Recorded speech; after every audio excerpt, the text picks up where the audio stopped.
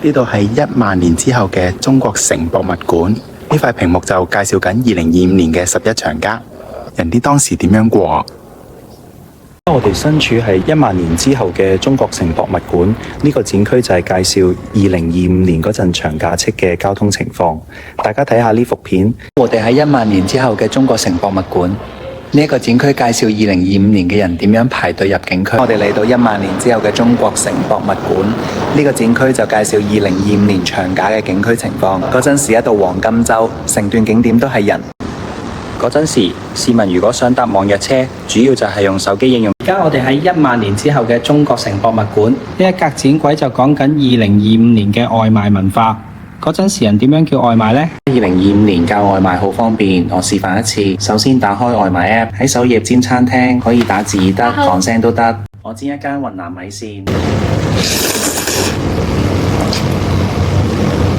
其實長假點外賣最方便啊！